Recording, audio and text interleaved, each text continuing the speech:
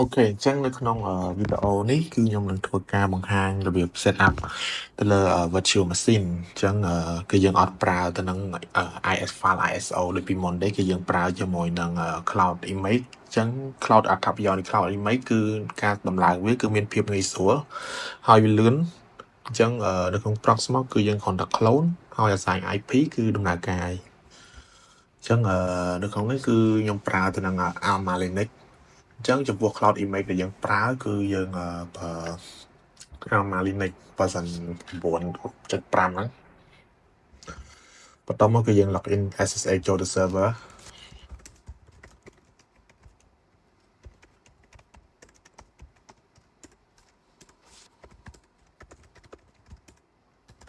អូខេអញ្ចឹងអានេះគឺ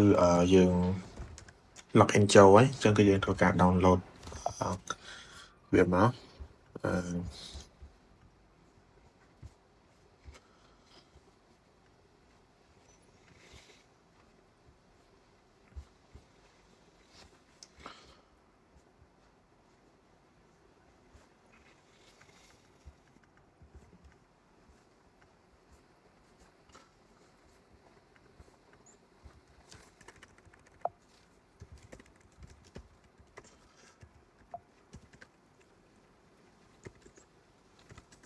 អញ្ចឹងជា default ចំពោះការ upload នៅក្នុង UI Proxmox គឺវា store នៅក្នុងទីតាំងនេះអញ្ចឹងគឺយើង download វាចូលទៅក្នុងទីតាំងហ្នឹងមក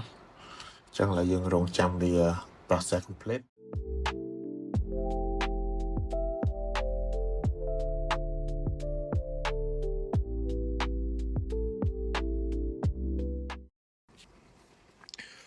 អូខេបន្ទាប់ពីយើងចាំវារយៈពេលប្រហែលជា2នាទីមកឥឡូវគឺ ISO គឺយើងបាន download ហើយអញ្ចឹងបន្ទាប់មកគឺយើងត្រូវបង្កើត template ដែលយើងប្រើទៅលើ command line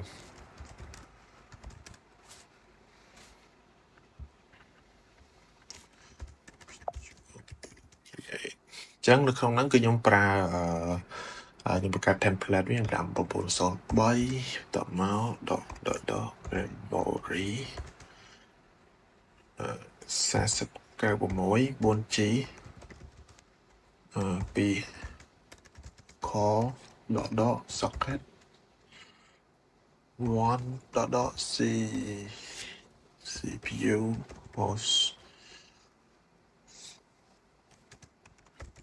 ចឹងអានេះខ្ញុំដាក់ឈ្មោះទៅនឹង host template ដែលខ្ញុំបង្កើតហ្នឹង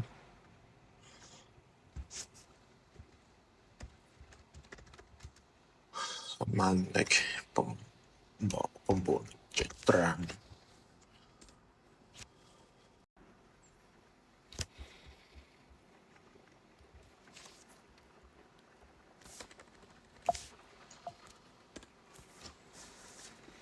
អូខេអញ្ចឹងគឺយើងបង្កើតហើយបន្ទាប់មកគឺយើង import disk ជួយ import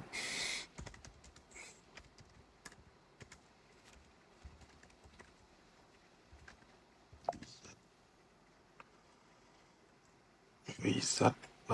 ISO reset template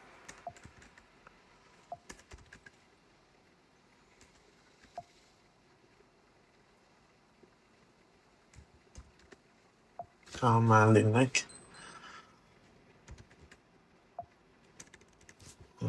យើង copy វាមកធំ Alma Linux Genetic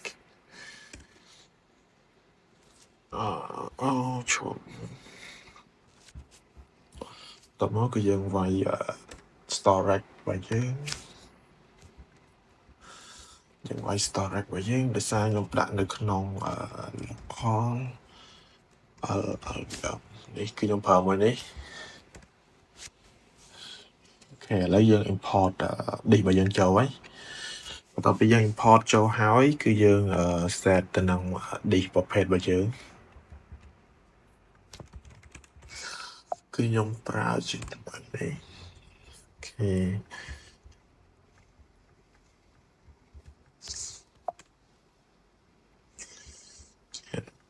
នេះគឺយើង set up cloud init របស់យើងអូខេ set up boot order set up console បន្ទាប់មកយើង enable proximal KVL Merchant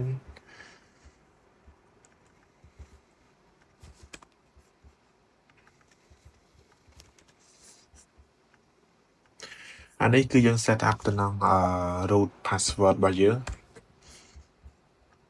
អញ្ចឹងកន្លែងនេះគឺ password គឺយើងប្រើឈ្មោះ cloud init នេះអូខេអញ្ចឹងបន្ទាប់មកគឺ public key អញ្ចឹង public key ដោយសារខ្ញុំប្រើ Mac អញ្ចឹងគឺខ្ញុំ generate វាចេញពី console អញ្ចឹងជា default ដំបូងគឺខ្ញុំប្រើជាមួយនឹង public key របស់ server របស់ Proxmox អញ្ចឹងអានេះគឺខ្ញុំ convert វាទៅជា template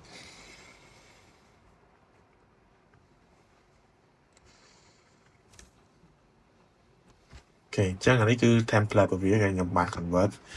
អញ្ចឹងដោយសារខ្ញុំប្រើ Mac អញ្ចឹងគឺខ្ញុំកន្លែងនេះគឺខ្ញុំត្រូវ generate public key មក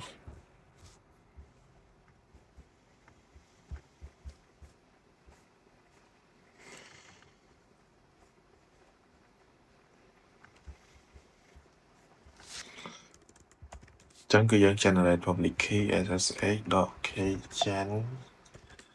keygen.t.osa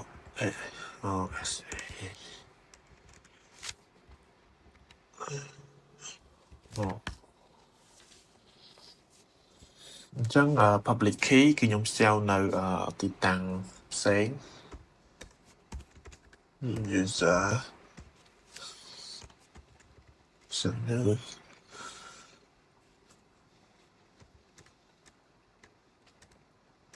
អ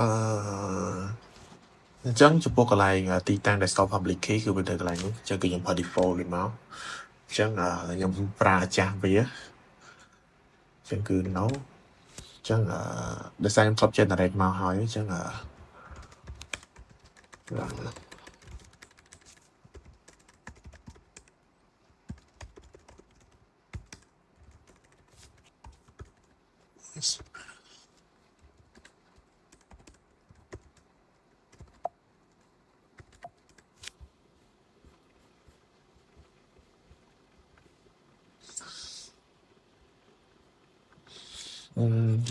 this one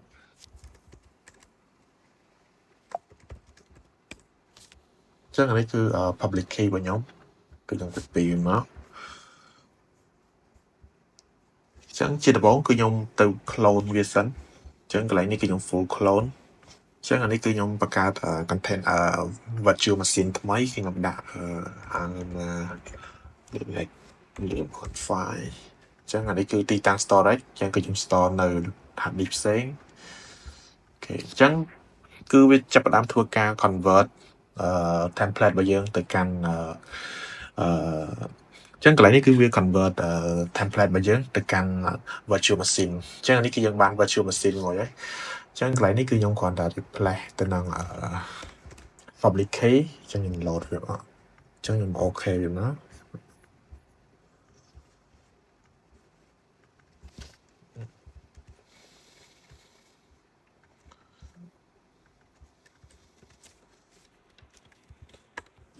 អញ្ចឹងកន្លែងនេះគឺខ្ញុំ replace public key មកអូខេអញ្ចឹងបន្ទាប់មកកន្លែងនេះគឺ network គឺខ្ញុំប្រើ DHCP អញ្ចឹងនៅពេលដែល start up virtual machine ហ្នឹងគឺវានឹង auto ចាប់ DHCP ពី router របស់ខ្ញុំកន្លែងនេះគឺ root password គឺខ្ញុំ set root password វាមកតោះមកខ្ញុំ click regenerate image តោះមក DNS ខ្ញុំប្រើ Cloudflare 1.1.1 regenerate ម្ដងទៀតតបមកគឺយើងអាច start up បានហើយអូខេអញ្ចឹងអានេះគឺយើង start up ហើយអញ្ចឹងចំពោះការ start up ទៅលើ cloud image គឺវាមានភាពងាយស្រួលហើយចំណាយពេលតិចក្នុងការដំឡើងវាអញ្ចឹងអានេះគឺវា system គឺវា auto update ទៅនឹងversion របស់ Alma Linux ហ្នឹងហើយអញ្ចឹងនេះគឺវាកំពុងតែ run ពីលើ console វាហ្នឹងគឺ IP វាគឺ102អញ្ចឹងគឺខ្ញុំអាច SSH ចូលមើលវា ចឹងកន្លែងនេះគឺ server របស់យើងគឺបាន start up ហើយអញ្ចឹងចំពោះការដំឡើងទៅលើ virtual machine ពី cloud image គឺមានភាពងាយស្រួលហើយវាចំណាយពេលតិចមែនទែនអញ្ចឹងអរគុណសម្រាប់ការមើលវីដេអូនេះអញ្ចឹងវីដេអូនោះមានប៉ុណ្ណឹងបាយបាយ